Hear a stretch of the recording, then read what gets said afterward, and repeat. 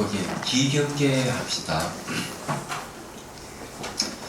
생계 나이도 아니고 소멸날도 아니고 허무도 아니고 영무도 아니고 오는 것도 아니고 가는 것도 아니고 다른 것도 아니고 같은 것도 아니고 영기법을 가르치신 분, 완전한 깨달음을 얻으신 부처님들 가운데 가장 훌륭한 설법자인 당신께 경의를 표합니다.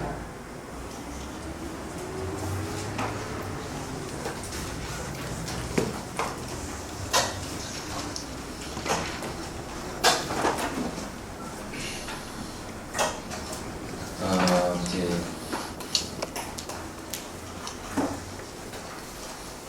대승기신론에 대한 전반적인 얘기를 간단히 하고 본문에 들어가도록 할게요.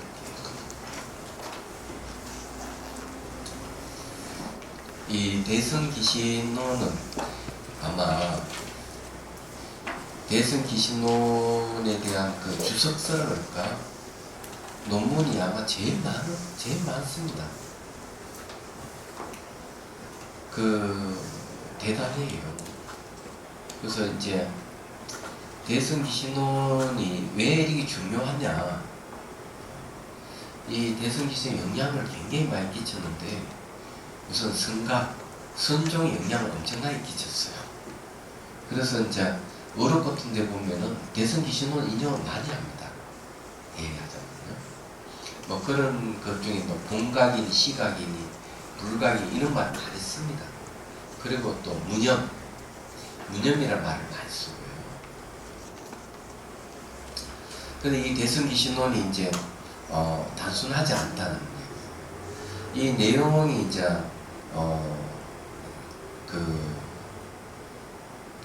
사상적으로도 좀 이야기할 필요가 있어요. 이 안에는 세 가지 가르침이 하나로 이렇게 전부 다 융습되어 있습니다. 첫 번째는 바로 중반 사상입니다. 공에 대한, 신공에 대한 이야기를 한다. 두 번째는 유식이 들어가 있어요. 자, 공은 뭔가 마음의 본성에 대한 이야기고, 존재의 근원에 대한 이야기고요. 유식에서의 마음을 얘기할 때는 수행하고 관련이 있습니다. 수행 단계. 또 이제 마음이 거친 마음이나 미시한 마음을 얘기할 때, 그 원리를 얘기할 때 유식이 꼭 들어갑니다. 맞아. 그리고 세 번째는 불성사상입니다. 마음의 본성이 공성이지만 공성은 모든 상을 없애기 때문에 상을 없애서 부처를 이루거든요. 그렇기 때문에 이 공성을 다른 말은 불성이라고, 여기는 진여라고 해요.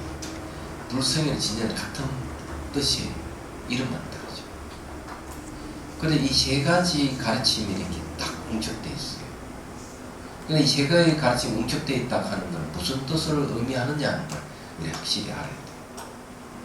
대승불교가 이렇게 이제 오면서 이제 오늘 이야기하는 전반적인 서론적인 이야기지만 대승기신론이 이제 내용이 어떤 것이다 하는 걸 이제 우선 얘기를 하고 싶어서 그런 거는 이걸 공부를 해야만 확실하게 우리 알 수가 있습니다. 이 초기 불교로 해가지고 부팔불교 시대로 돌아옵니다. 부팔불교 시대에 돌아오면서 그 다음에 이제 대승불교가 일어나는데 그 사이에 인도에 어떤 변화가 일어나는가 하면 이민족들 침입을 하는 거죠. 서구 인도 쪽으로. 그래가지고 이 인도 혼란에 빠집니다. 그러면서 이제 불교를 해석을 하게 됩니다. 이 대승불교예요. 부처님 가르침을 재측명을 하는 건데, 이제 이 혼란에 빠져있을 때는 야, 내가 너 수행해봐라 참 좋더라. 내가 수행해보니까 얼마나 좋은지 몰라. 너 한번 해봐. 이런 말이 안 맥힌다는 거죠, 이제는. 왜 단장 먹고 살기 곤란하고 좀 힘든 파는데 무슨 수행을 한다는 거예요. 그래서 수행법이 팔종도에서 육파르미를 바뀌어버립니다. 제일 먼저 보시바랍니다. 베푸는 것 자체가 수행. 어렵고 힘든 사람 구제해야 되니까. 그러면서 이제 여민심을 일으키기 시작하는 거죠. 아, 내가 열반에 들었어. 내가 열반에 들어서 윤회를 하지 않은 건 참 좋지만 남겨져 있는 중생들은 고통을 어떻게 할 거냐 이게요. 그럼 연민심을 일으키려고 하니까 그 근원이 뭐냐니까 바로 공성이에요. 얘기하잖아. 그래서 이 초기 불교에서는 고지멸도 사성제를 딱 얘기를 하다가 대성이 오면은 고지멸도 중에 멸성제, 멸이라는 고통과 고통의 원인 소멸한 열반을 해요. 열반이 중점적으로 파고 들어가 보니까 공성을 이제 얘기하게 돼요. 그래서 이 공성이 뭔가 하면은 바로 공성이라고 하는 것은 어떤 것도 결정되는 게 아무것도 없어요. 내장은 자아는 실체가 없어요.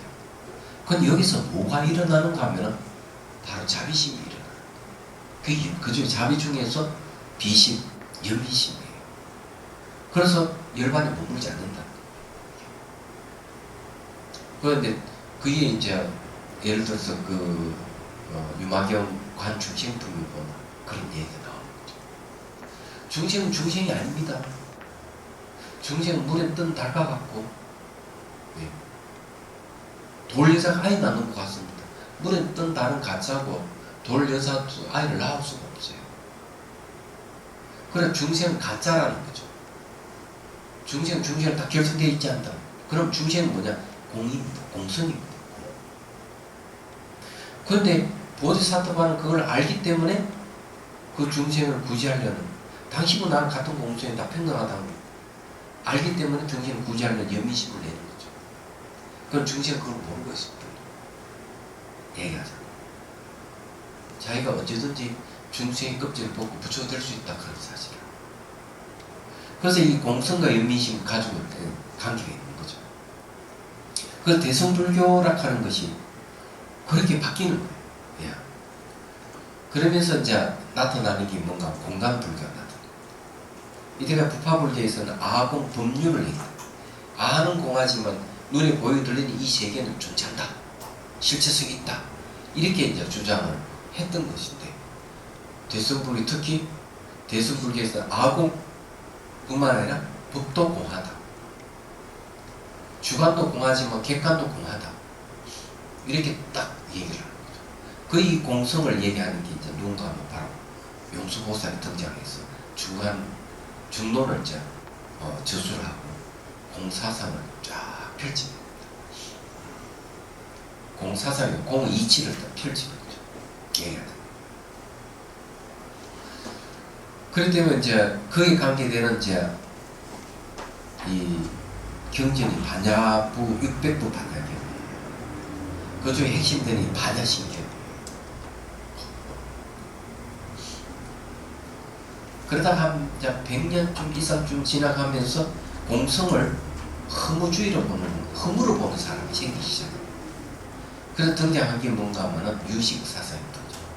유식 삼성을 갖고 공성을 얘기하는 거예요. 그리고 마음은 존재한다. 허무가 아니다. 이렇게 얘기하는 거죠. 그렇죠. 중간학파는 도리어 그 마음도 공하다. 왜 있다고 하느냐 하고 비판을 하죠. 그래서 그 이후 뒤에 이제 중간사상하고 유식사상, 유식학파하고 중간학파, 유식사상 이렇게 결합이 되는 거죠. 중간 유식학파 이런 게 막 생깁니다. 그러면서 이제 초기 경전부터 쭉 내려오는 게 하나가 뭔가 하면은 바로 불성에 대한 가르침, 심청정에 대한.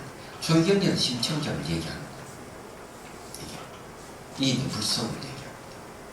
그래서 이게 공의 가르침, 유식의 가르침, 바로 불성의 가르침 세 가지가 탁 결합되어 있는 게 대성기심이에요. 얘기하죠.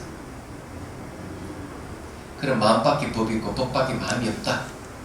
이런 얘기를 하죠. 이게 전부 다 대성기심으로서 하는 얘기죠. 능각경에도 이야기하고 능경에도 이야기하고 다 그 얘기를 하는 거죠. 근데 그 이야기를 전신법에 보면 한계fun사가 얘기하는 마음밖에 법이 있고 법밖에 마음이 없다. 딱 이렇게. 그래서 일단 이렇게 후대 쭉 내려오면은 이게 이제 바로 대성기신론이 이제 등장하게 되는데, 능가경이라고 하는 게 이제 선종의 소위경전이라고 할 수 있어요.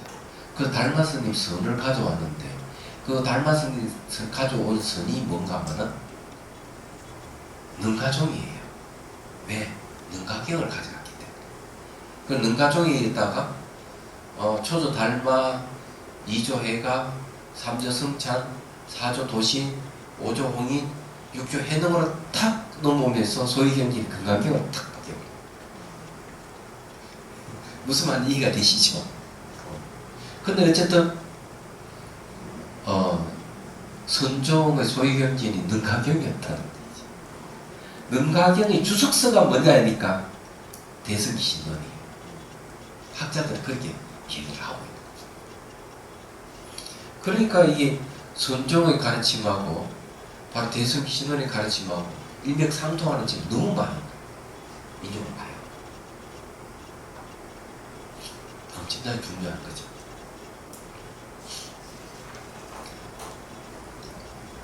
자, 이제 내용은 더 할 이야기가 있는데 그 전에 마명보살에 대한 얘기죠. 이 마명보살은 몇 명이네? 7명의 마명이 등장해요. 여기 지금 대승기신론의 저자가 마명보살이에요. 말구름이라고 되어 있죠. 네. 마명이 보살이 얽힌 이야기를 하고 또 대승기신론 내용 중요한 부분을 다 한번 얘기를 해보도록 하죠. 그 다음에 이제 대의를 얘기하고 제목 해석하면은 끝나지 않을까 이런 생각을 해요. 다음은 본문으로 들어가요. 이 저자의 마명보살은 원래 외도입니다. 외도인데 이 인도의 이제 마가다국에 그러니까 겐지스강 그쪽 위에 유명한 성원이 있죠. 나란다 불교 대학 이런 거 들어보시면 좋겠습니다. 우리나라 해초 스님도 그거 가지고 공부를 하고 현장 스님 그거 가지고 유명하잖아요. 유명한데 이 마명보살이 등장해가지고 이때 보살의 마명의 외도가 등장해가지고는 나란다에 있는 유명한 논사들을 다 논파를 해버린 거예요. 이건 난리가 났어. 이 불교가 이제 죽을 수게 되는 거죠.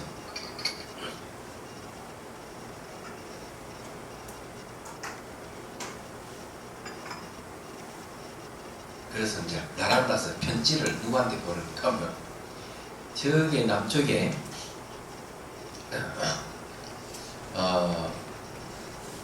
이 용수보살이 나가라준다잖아요.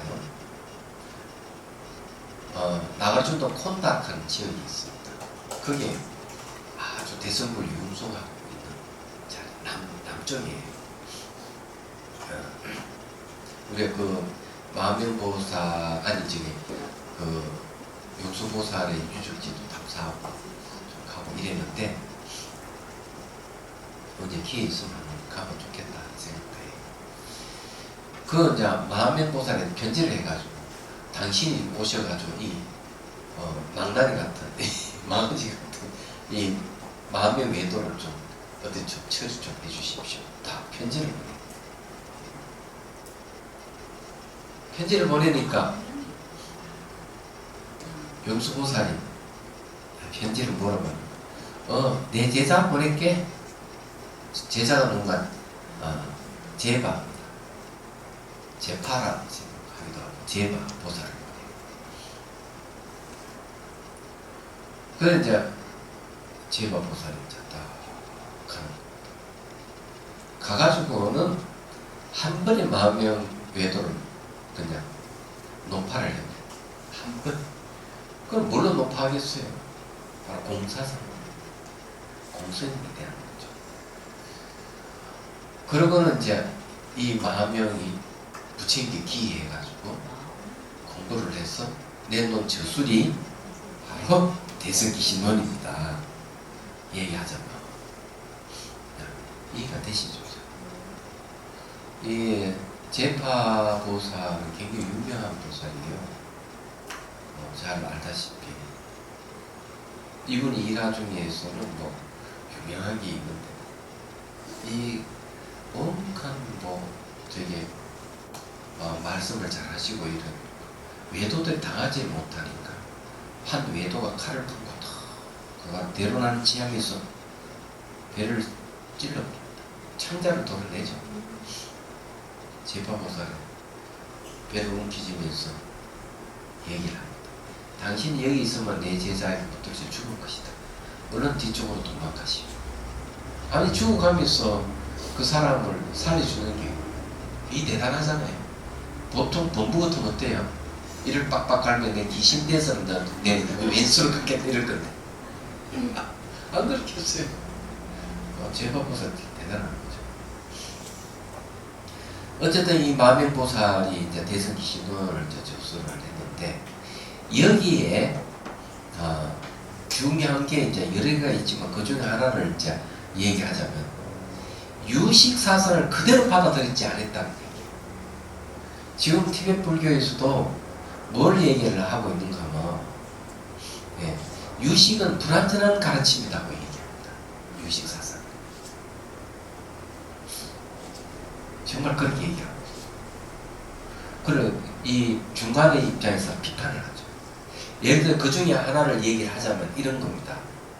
유식에서는 이게 등불을 비우도 등불이 사방을 비추면서 동시에 등불 자체를 비춘다. 우리 마음도 그거 같다. 이렇게 얘기를 하죠.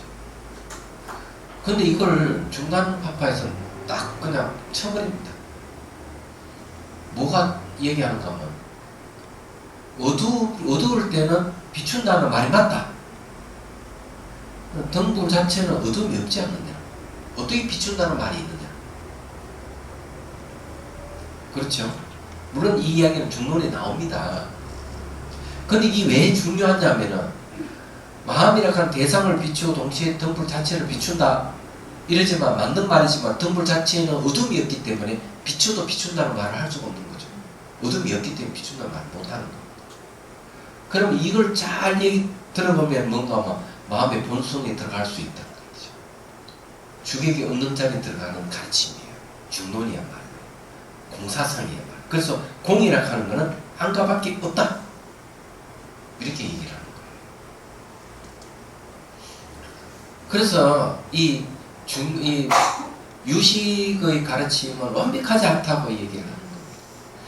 그리고 지금 현재 달라이 라마 스님도 중간학파 중에서 기존 의종학파에 속한다고 이렇게 얘기를 하는데 뭐라고 얘기하시는가 하면 단호하게 얘기를 해요. 이 부처님 가르침이 요의의 가르침이 있고 불교의 가르침이 있다 이죠. 요의라 하는 것은 이 알요자에 뜻이자에 완벽한 뜻을 갖춘 가르침을 요의라고 하고 불요의라 하는 것은 완벽하지 않다 이게요. 그러면 유식의 경전이 뭔가 해심일경인데 해심일경은 유식 삼성과 유식 삼무성을 얘기를 한단 말이에요. 이걸 불요의 가르침이라고 얘기합니다. 우리는 보통 요의와 불요의를 나눌 때는 거의 공성의 가르침, 진여를 얘기하는 건 다 요의의 가르침을 하는데 달라이 라마 스님은 기준이 다른 거예요. 왜 기준이 다르냐? 기준은 뭔가 하면 그 해석이 붙어 있는 것은 불요이지만 해석이 필요 없는 가르침은 요의의 가르침이다. 이렇게 얘기합니다. 그럼 그 예를 들어서 그게 어떤 것이냐 하면 반야심경이 있죠. 반야심경 무슨 주석이 필요 없는 거죠. 바로 읽으면 바로 뜻이 바로 드러나는 게 요의의 가르침입니다. 그렇지만 공성을 삼무성과 삼성과 삼무성으로서 해석을 한 것은 불요이다. 해석을 붙으니 군더더기 붙으니까 말이 맞잖아. 그 말이. 그렇죠? 자, 그 말은 저는 인정합니다. 그렇지만은 대중들이 공성을 이해하는데 어려움을 겪고 있을 때 삼성과 삼무성을 갖고 설명하면 매우 쉽습니다. 얘기하자면. 그 다음에 또 한 가지 대성기신론의 유식에서는 그게 없어요. 종자설이 없어요. 후습론은 있는데, 와, 이게 참 중요한 얘기죠. 종자설이, 종자라 하는 것은 마음에 저장되어 있는 정보를 얘기합니다. 유로 종자라는 거죠. 이걸 다른 말로 하면은 추중이라는 말을 씁니다. 추중박이라는 말을 쓰고, 추중이라고 하는 건 거치고 무거운 걸 얘기합니다. 잠재적 성량을 얘기하죠. 이걸 종자라는 말을 표현합니다. 유식에서. 그렇지만 대성기신론 이 설이 없는 겁니다. 필요 없다 이기죠. 그래서 유식은 좀 불완전한 부분이 있다. 그래서 그 불완전한 부분을 마하명보살이 바르게 지적한 것이 대성기신론이다. 이렇게 주장하는 분들이 티베트 불교의 고승들, 티베트 불교의 학자들이에요.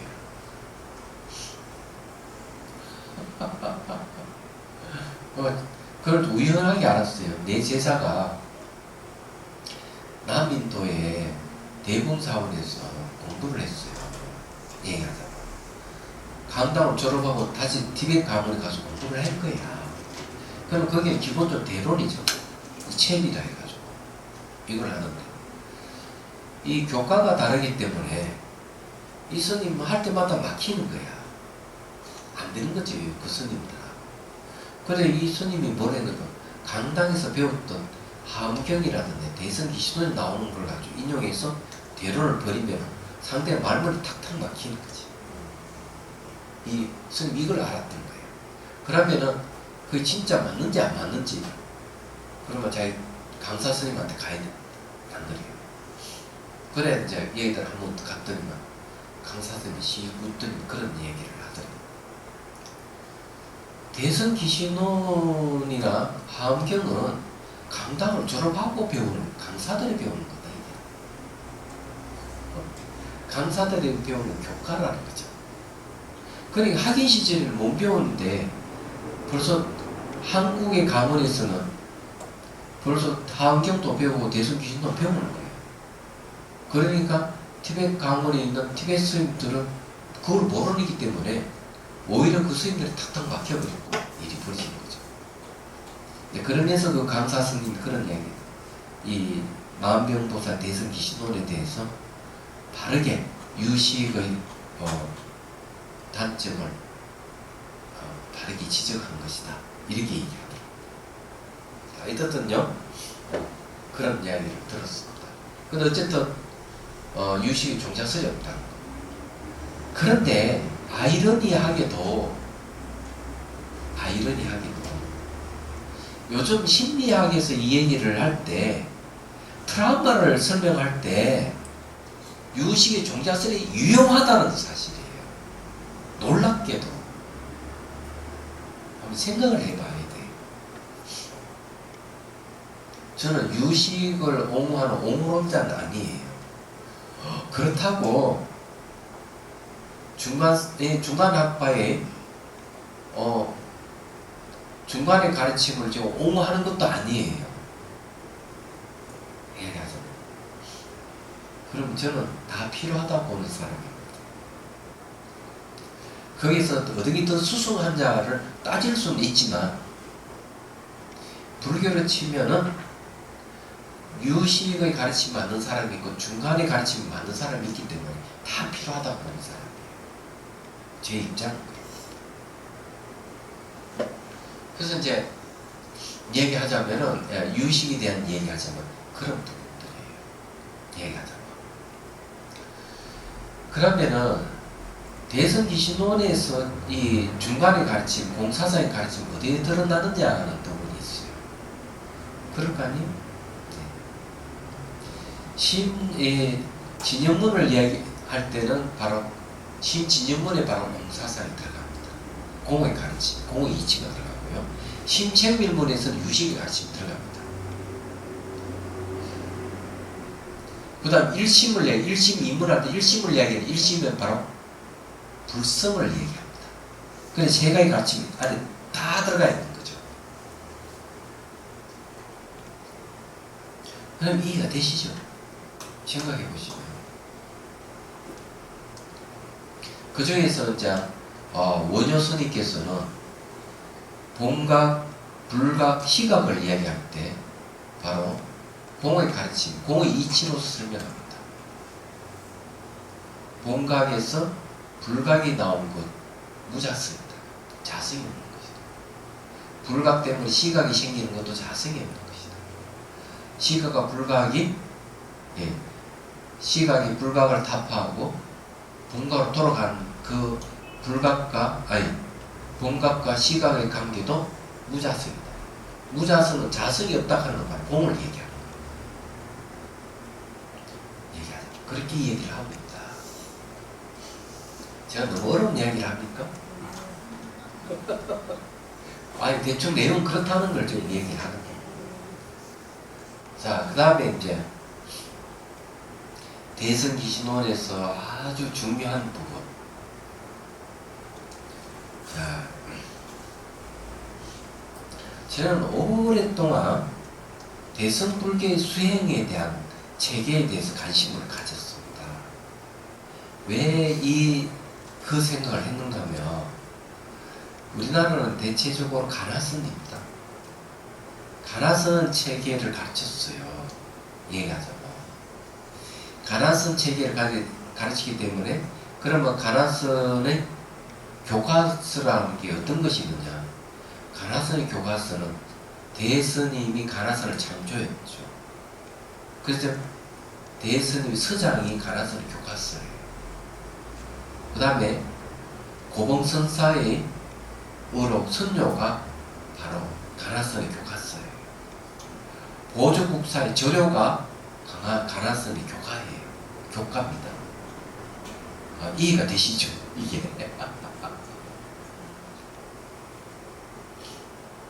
그런데 우리나라에 뭐가 들어와 있느냐 하면 남방 이빠사나 들어가는 그 20년 됐습니다. 생각해 보십시오. 우리나라 이빠사나 센터가 한 15개나 한 20개 정도 있는 걸로 알고 있습니다. 그러면 어린 나이들도 벌써 20년 되면 청년이에요. 그죠? 그러면 우리나라 이빠사나 도는 것도 남방 이빠사나 도는 20년 됐다면 정착했다고 봐야 되는 거죠. 저는 그렇게 봅니다. 그 남방 이빠사나는 잘 알으시고 테라바다 불교란 말이에요. 삼자가 불교예요. 소성이 아니고 소성이라고 하죠. 그러면 대한민국에 뭐만 있어요? 가나성의 최상성의 대성이 있고 소성이 있는 거죠. 그 사이는 수행 체계가 없어요. 없습니다. 그게 대성불교 수행 체계가 없단 말이에요. 근데 그 대성불교 수행 체계를 딱 제시한 것이 대성기신론이에요. 근데 별로 관심이 없어. 얘기하자면.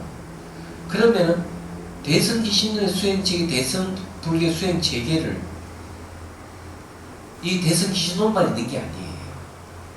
그래서 잘 알다시피 이제 대성기신론 안에 사마타와 이파사나 수행에 대한 얘기를 합니다. 그 사마타는 보면은 원효 스님께서 뭘로 풀는가? 구조심으로 풀어놨어요. 성정이 들어가는 방법을. 그러면은 이 가르침은 다음에 어디에 있느냐 얘기죠. 이런 가르침이 있습니다. 수행의 사마타 수행이 자세하게 설명한 부분이 바로 해심일경이에요.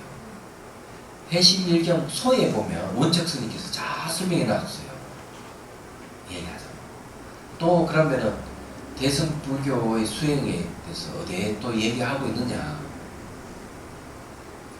바로 남림이 있습니다. 쫑카파 대사의 남림. 깨달음을 가리켜 구주심 그 얘기를 하고 있습니다. 또 어디 있느냐. 카마라실라의 수습차제라 하는 수행 논서가 있습니다. 거기에 또 있습니다. 얘기하자면. 그런데 이 내용을 보면은 해신밀경의 인용을 많이 해요. 수행을 할 때는 해신밀경을 인용을 해서 그러니까 남림에서 해신밀경 인용하고 또 수행 수습차제 한마디씩 수습차제에도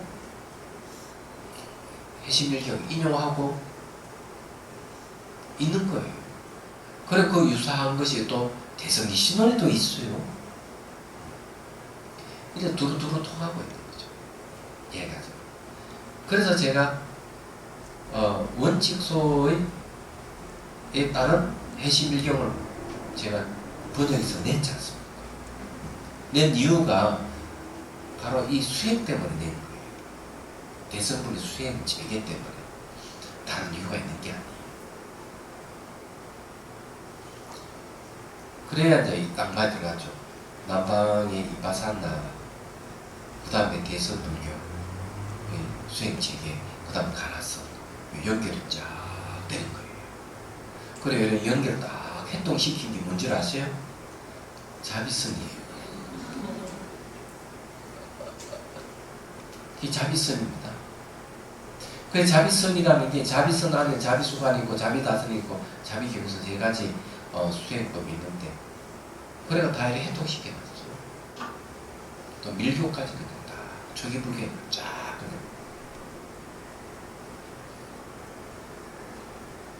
이 큰 선생님들이 보면 저 시급방진도 이렇게 하실 거예요. 얘기하죠. 근데 제가 좀 방골 기질이 있어가지고 제가 그냥 수행법을 그냥 체계화시켜서 만들어버렸어요. 현대에 맞게끔 이 자비선. 그럼 근거 없이 한 게 아니고 대승기신론의 가르침도 그거 들어가고 원각경 가르침도 그거 들어가고 해신밀경 가르침도 그거 들어가고 다 들어가고 초기에 뭐 산념처의 가르침도 들어가고 자비선 안에 다 들어가는 거기에 뭐 청년도론의 자비관이 가르침도 관이 들어가고 그런 데서 일목요연하게 이렇게 체계화 시험론의 자비선. 여러분들이 그냥 제가 만들었다 하니까 대충 만들어서 그렇게 한 것 같지만은 그렇지 않습니다. 얘기하죠. 앞으로도 그게 좀 더 다듬어서 더 발전할 거예요. 그리고 이제 거기에는 현대 과학이 또 들어가, 뇌과학이라든지 물리학이라든지 생명공학이 또 들어갑니다. 자비선 합니다. 받아들일 건 받아들이는 거거든요. 그걸 좀 더 불교적인 시각에서 좀 얘기를 하고. 그럼 어쨌거나요, 이 대승기신호는 매우 중요하다는 여기 수행에 체계가 있다는 것, 이거는 꼭 배워야 돼요. 왜? 수행의 원리를 하면 뭐든 다 통하게 돼 있다. 소승불교든 대승불교든 성불교든 밀교든 수행 체계를 알게 돼, 수행 원리를 알게 되면 다 통하게 돼 있어요. 그건 여러분들 다 아셔야 돼요. 그래서 우리가 지금 이 대승기신론을 배우는 겁니다. 이 대승기신론이 굉장히 중요하다는 사실을 알아야 됩니다. 그래서 여기 대해서 뭐 하나하나 좀 공부를 해 나갈 거예요. 나가고 특히 저 밑에 사만토 이파산나 수행 부분에 가서 좀 더 자세하게 우리가 공부할 기회가 주어질 것이라고 합니다. 그 전에 그런 어떤 진리가 무엇인지를 명확하게 먼저 공부를 해야 돼요. 그래서 그게 필요한 겁니다. 그래서 대승기신론은 정정분, 그러니까 서분, 정정분, 그 다음에 유통분이 나눠져 있습니다. 나눠져 있기 때문에 그런 것을 확실하게 구분해가지고 공부를 할 겁니다. 자, 그 다음에 이제 제목에 대한 공부를 좀 해보죠.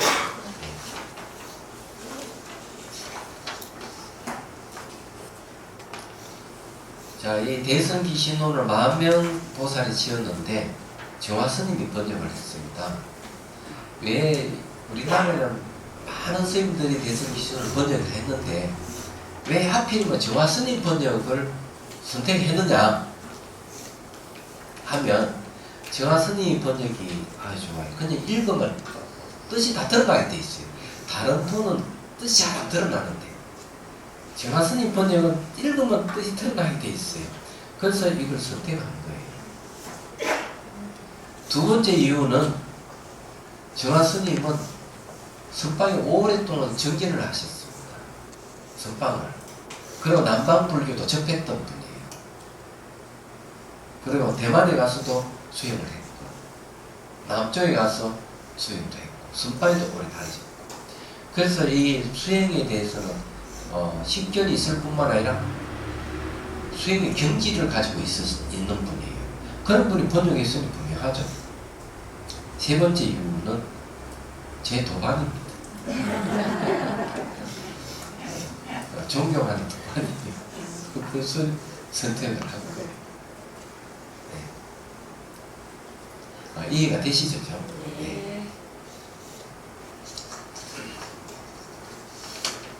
자, 그러면은 대성기신론에 대한 제목 해석하면 간단하게 하면 이런 내용입니다.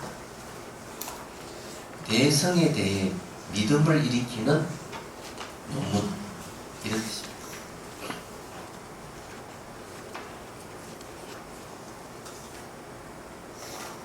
그러면 대성기신론의 대성은 뭐냐?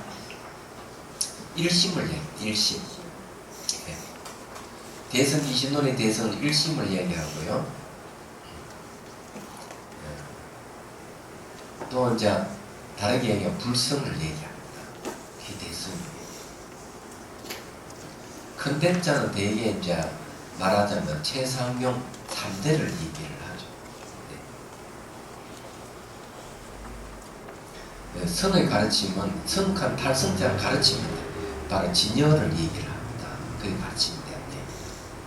근데 어쨌든 대성 그냥 일심이다 이래 보면 돼요. 자, 믿음을 일으키는 논하는 믿음에 대한 얘기도 이런 거 하셔야 돼요. 믿음은 세 단계가 있어요. 믿음도.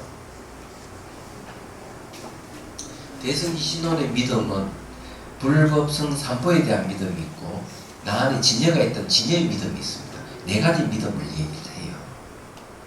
그렇지만은 이 가르침을 통해서 믿음이 생길 때 처음에는 교화를 받는 것, 믿음. 두 번째는 교화를 받고 보니까 하나를 더 알고 싶은 열정이 생겨. 그래 두 번째 믿음은 열정이에요.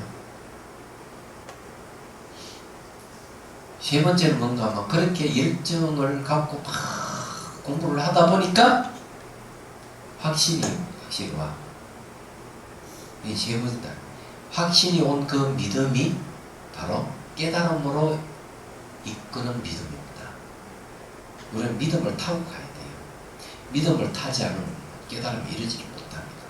그럼 여기 중요한 건 뭔가 하면은 첫 번째 믿음, 교화를 받음으로써 믿음이 생긴다 했을 때 그 교화를 받는 것이 아주 중요해요. 교화를 받았을 때 믿음이 생긴다는 거기가 뭐가 들어가느냐면 지혜가 들어갑니다. 그래서 학자들이 혹 믿음의 종교, 지혜의 종교 이렇게 나누는데 불교의 믿음은 그 배경이 지혜가 있다는 것 이런 명심을 해야 돼요. 지혜는 세 종류입니다. 문사수입니다. 그래서 내가 법문을 들음으로 해서 그 법의 이치, 진리를 들음으로 해서 뭐가 생기느냐? 이해가 온다. 진리에 대한 이해가 뭔가 하면 지혜입니다. 그 이해에 의한 지혜에서 믿음이 생기는 거예요. 그러다가 그 진리 이치를, 그 법의 이치를 깊이 사유하는 거죠. 그 문소성의 반야라 그래요. 이렇게 다 사유를 하니까 점점점 그 깊어지는 거죠. 이해가 깊어지고 지혜가 깊어지면 믿음도 깊어지는 거예요. 그래 듣고 사유하는 것을 사유에서 얻은 지혜를 의지해서 수행을 하는 거예요. 수행을 해서 내가 확인하는 거예요. 수행은 확인하는 거예요. 내가 듣고 사유에 맞는지. 확인에 체득을 해보니까 지혜가 더 깊어졌어요. 그러니까 믿음도 더 확고해진 거예요. 그래서 이게 믿음을 일으키는 논문, 대성에 대해서 믿음을 일으키는 논문이라 했을 때 우리 믿음을 얘기하면 우선 믿음은 추상적인 겁니다. 믿음은 추상적인 거예요. 왜? 사람 인별의 말씀원이라 하는 것은 사람의 말을 믿는다는 겁니다. 그래서 이 추상적인 건데 성인의 말을 믿는다는 거죠. 얘기하자면. 그래서 반드시 믿음은 뭘 요구를 하는가 하면 내가 실천 수행을 요구를 하는 겁니다. 맞는지 안 맞는지 확인을 하는 겁니다. 그래서 이게 믿음을 일으킨다고 해야 하는 것은 이 안에 반드시 뭐가 들어가는 거? 수행이 들어가는 겁니다. 그래서 안에 사마타 위파스나 수행론이 나오는 거예요. 예. 그래서 이제 믿음을 일으키는 대성에 대해서 믿음을 일으키는 논인데 이 논하는 논문은 뭔가 하면 가르침이죠. 바로 진리를 얘기를 합니다. 경과 비슷한 뜻을 가지고 있어요. 그래서 이 논에는 분명하게 기성정결이 있고 논리가 있다는 걸 이제 말씀을 드리는 겁니다. 너무 간단하죠, 대성기신론. 제목 설명 끝. 이제 이 차례에 대해서는 다음 시간에 이 차례에 대해서 좀 얘기를 하고요. 우선 질문으로서 좀 받겠습니다. 오늘 첫날이니까, 그죠? 바로 본문 들어가면 우리 지가 날 것 같고.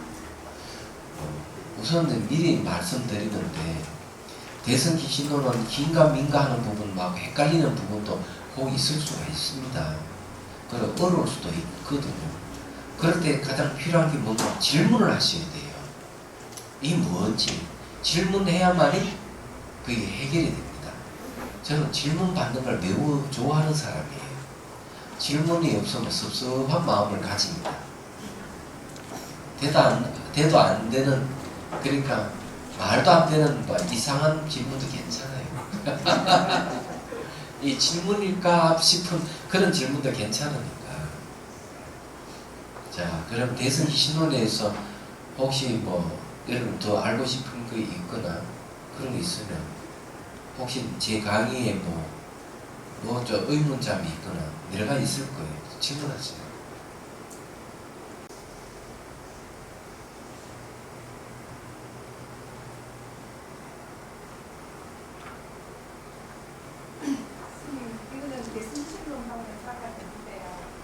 오진멸도 그 이중인가에 대해서 정확하게 다시 오진멸도 이게 이제 저희 경전의 상징 유경에 보면은 그렇게 얘기하죠. 무짐승의 발자국이 코끼리 발자국에 포함되듯이 나의 모든 가르침은 사성제에서 벗어나는 게 없다. 그래서 불유교경에도 보면 사성제의 가르침을 펴고 마지막에도 사성제에 대해 의문점이 있으면 물어라 이렇게 나옵니다.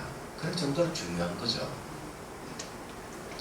근데 그 이중인가라고 얘기했을 때 사성제에는 어떻게 뭘로 편제가 되어 있는가 하면 부처님의 깨달음 내용 연기법이에요. 이게 이제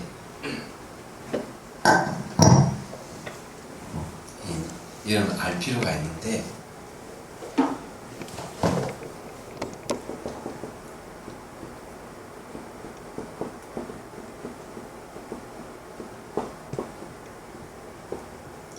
고진멸도의 말이죠.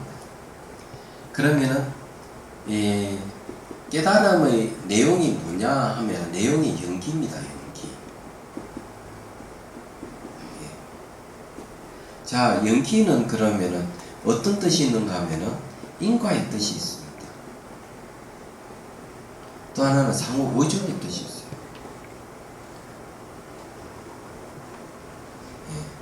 자, 인과는 뭔가 하면 연하는 거는 인에 속하고 연에 의해서 일어나니까 과를 얘기합니다. 연기 뜻이 그런 뜻이에요. 그런데 부처님께서 연기법을 깨달았단 말이에요. 그럼 대중들에게 연기법을 딱 설명을 하면 되는데 본래는 사선제를 딱 들고 나간 거예요. 부처님께서. 근데 이게 전혀 상반되는 것 같아도 전혀 그렇지 않다 이죠.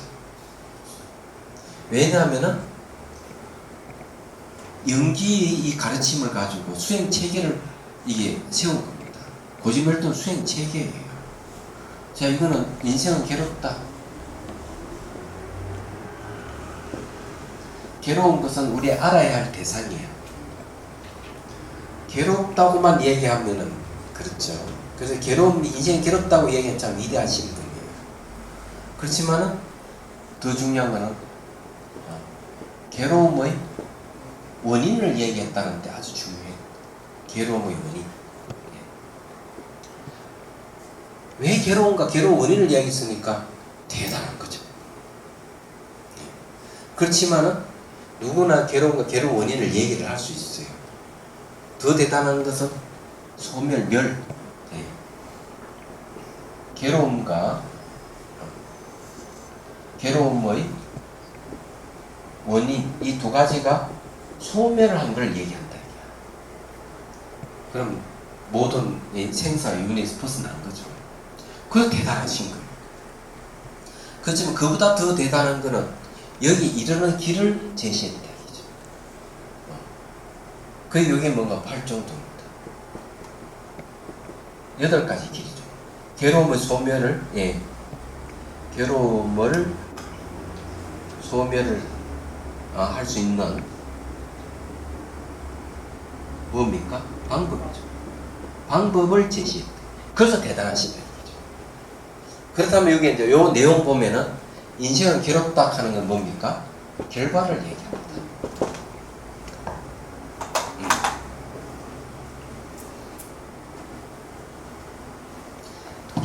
결과를 얘기하죠.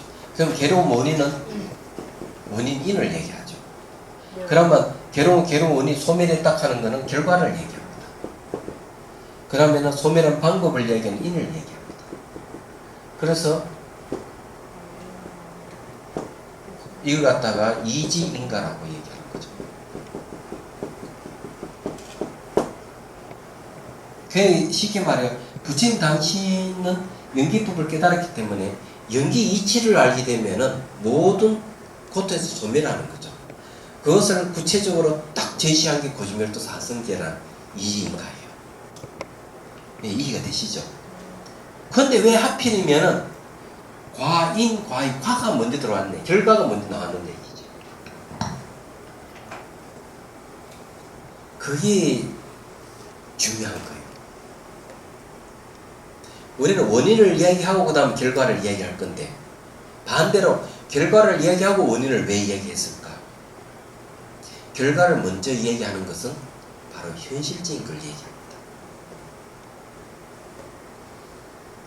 원인을 이해하고 결과를 얘기하는 것은 되게 개념적인, 간접적일 수가 있어요. 그렇지만 결과는 드러나 있다. 우리 현실적으로 드러나 있는 걸 먼저 이야기하고 원인을 얘기하는 거죠. 그래서 이제 그 칼리마인 경에도 그런 얘기를 하고 있죠. 부처님께서 이제 그 말이 지나다가 맘참이 됐어요. 마을 사람들이 와가 탁 하는 말이 부처님이요. 우리 마을에 많은 사람, 많은 수행자, 종교인들 다 지나가는데 가면서 자기가 말하는 건 다 질리고 다른 사람이 말하는 건 질이 아니다. 쫙쫙 찢어버린대요. 누구나 다 그렇게 얘기한대요. 그러다 보니까 누구 말이 진실인지 모르겠다 이게. 그걸 알려 주십시오. 어딘 진짜 진리입니까? 그러니까 부처님 하신 말씀이 누가 뭐 큰 수행자가 얘기했다고 믿지 말아라. 전승대로 온다고 해서 믿지 말아라. 내가 곰곰이 생각해보니 맞겠다 싶다 하는 그런 말도 믿으면 안 된다. 믿지 마라 해놓고 딱 얘기하고 당신도 괴롭죠? 그래, 괴롭습니다. 그건 진실한 믿으시오. 여러분 나왔잖아. 그죠? 그 다음 두 번째, 당신은 괴로운 걸 왜 괴로워? 가래 때문에 그렇지. 목마른 데 추구하는 갈망하는 마음 때문에 당신들이 괴롭지 않느냐? 아, 부처님 맞습니다. 그건 진실이라고 믿으시오. 맞잖아요. 그래 보지. 그럼 당연히 고통의 원인이 가래를 없애면 어떻게 됩니까? 고통이 없어지지 않습니까? 그건 뭐 바로 밀반입니다. 그건 진실을 믿으시오. 그러면 그 가래를 없애는 방법이 있지 않느냐? 여러분과 바른 길이 있다. 그건 진실이라는 걸 믿으시오. 거짓말 사성기 얘기하는 거죠. 맞지? 아, 이해가 되시죠? 그 다음에 이제 얘기할 것은 뭔가 대성불교에서는 바로 멸성제를 깊이 파고들었다. 멸성제. 이 보리도덕론 강의에서 달라이 라마 스님이 이 얘기를 했습니다. 그래서 초기 그 달람살라의 법문들을 가셨을 때 보리도덕론을 강의를 하셨어요, 우리에게. 그때 이제 강의한 내용을 책으로 엮어져 나왔습니다. 그때 이제 강의 들었는데 그 책이 똑같이 얘기를 하고 있어요. 대성은 바로 멸성제를 깊이 파고드는 것이고, 그 멸성제부터 시작하는 게 대성불교다. 멸성제 내용이 열반인데 열반 내용이 바로 공성이라는 거죠. 네. 공성은 자비 권능입니다. 그래서 거기서 보리심이 일어나는 거죠. 전부 다. 자비심, 보리심. 거기서 깨달음이 일어나요. 거기서 괴로움도 일어나. 공성을 모르면 괴로운 거. 그래, 공성을 모르면 괴로움이 일어나고. 그래서 공성을 의지해서 괴로움에 대해서 구제하고자 하는 마음, 자비가 일어나고, 자비에 의해서 이제 보리심이 일어나고, 보리심에서 정각이 일어나는데 다 배경 공성이에요.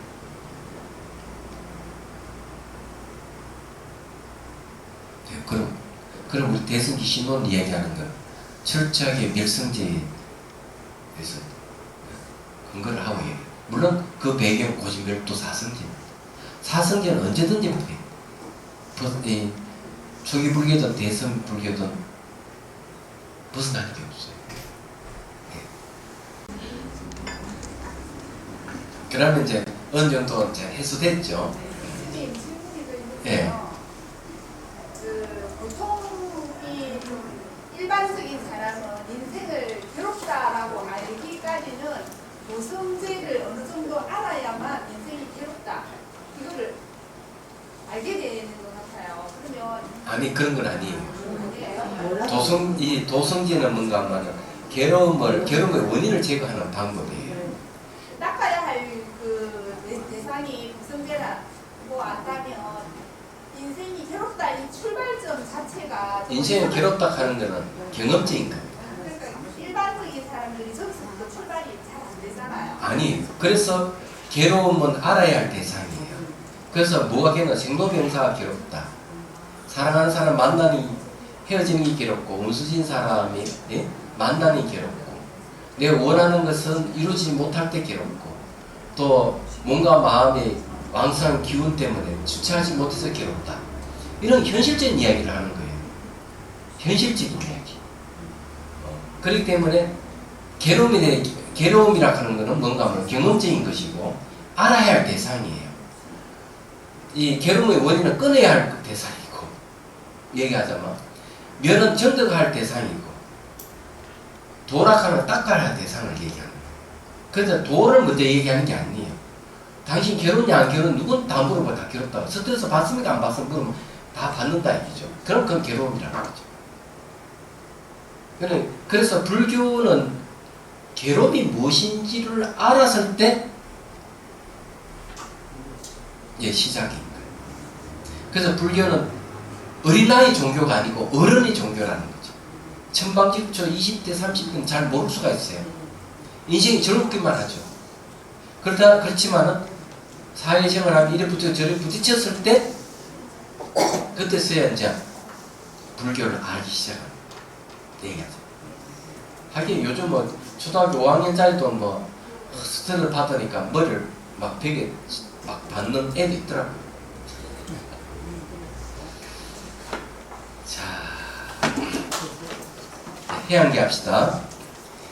중생들을 구하려는 마음으로 깨달음의 정수를 이룰 때까지 부처님과 국가 성분 항상 기이합니다. 지혜와 자비를 갖추고 유정을 위해 노력함으로써 부처님 앞에 머물겠습니다. 원만한 보심을 일깨우겠습니다. 공개가 있는 한 중생이 있는 한 저도 함께 따라 머물며 중생의 고통을 주는 자를 닦겠습니다.